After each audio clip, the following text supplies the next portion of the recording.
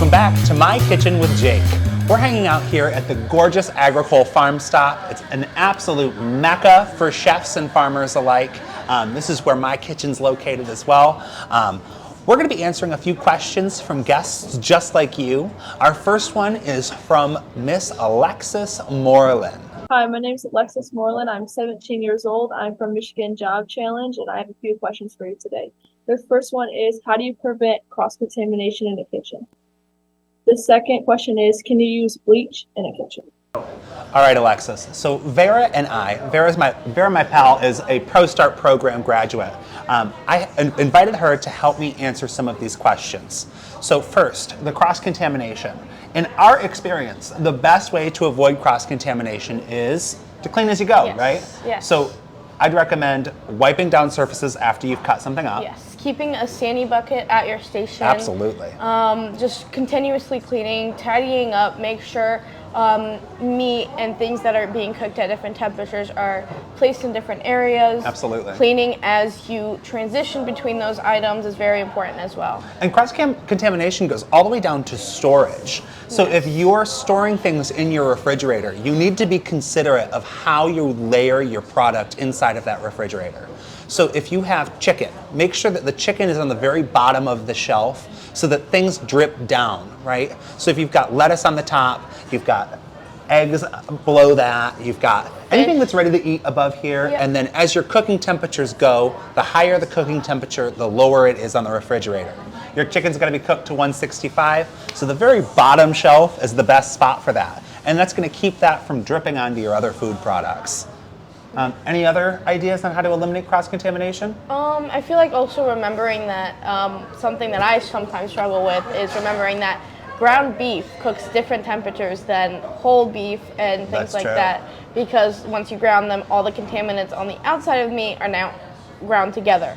So making sure those are also separated at different temperatures. Absolutely. And make sure your cutting board is clean, having different cutting boards. Different colored cutting boards. Yeah, that's a great one, right? Yes. What is it? Blue for fish. Blue for fish. Yellow for poultry. Poultry. And red then for beef. Green for veggies. Yes. What is the tan one? Is that for like garlic and stuff specifically?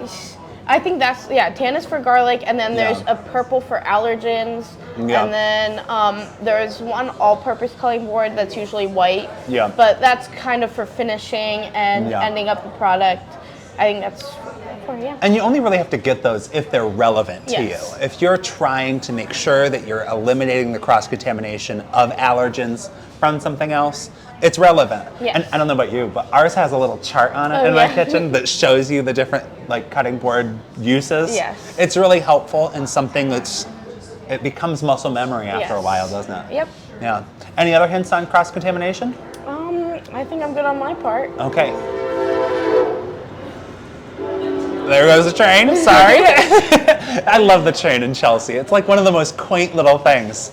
Our second question was whether we could use bleach in the kitchen. And the answer is yes, if you use it properly. Yes. Bleach can be too much chemical. You can have chemical contamination. That's one of the three contaminations. You've got physical, bio, and chemical. And chemical, So if you do not dilute your bleach properly, you cannot use the bleach within the kitchen. If you dilute it to the point that it's below, I think it's 200 parts per million, then it is safe to utilize. And for those of us in a professional kitchen setting, we do have test strips that we use every time we use bleach. We always use bleach in our kitchen in the sanitizing part of our 3-compartment washing. So it's dish detergent, rinse, and then a sanitizer. And we dilute, it's probably a half a cup or less in, maybe a quarter cup or less, in a great big dish bin. And the most important thing is even after the dishes go through that bleach water, that they completely dry in the air rather than using a towel or a rag. And then using those towels and a rag can also, sometimes they contain those and keep those allergens within the board, especially if you put them away right after towel drying them. You could also create some mold, especially if it's wet, which is a different type of contaminant, and you don't want that. You don't want that. But yes, you can use bleach, but do it wisely. Yes. We also have a Michigan specialty crop that we wanted to discuss with you all. So we have an onion, one of the most beautiful little onions in all of the land. Yes. This one is from Tantray Farms, right here in Chelsea. They're just on the way to Grass Lake. They've got a gorgeous farm with lots and lots of people working there, lots of products that they offer. Deb and Richard are the farmers there. They're a couple of the most charming people in all of the world. We just saw them this morning. But they grow these onions just down the way. They harvested these in the fall. This onion has been seasoned properly, so it sat outside and created this beautiful crust on the outside so that it could last through the winter.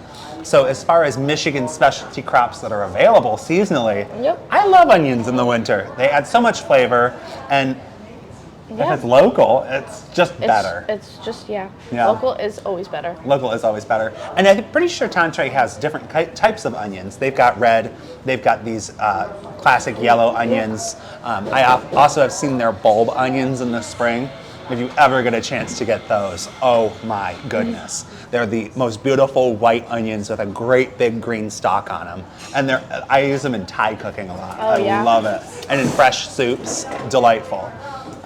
Do you have anything you'd like to talk about with the onion, other than she's gorgeous and wonderful? She's gorgeous, she's wonderful, but she also has a beautiful, like, sweet flavor to her. Yeah. And it's great to use in all types of cooking. And it's great. Love her. Awesome. Yeah, we'll see what next week's Michigan specialty crop is. Stay tuned on My Kitchen with Jake, where food safety first, Michigan community second, and delicious food to follow.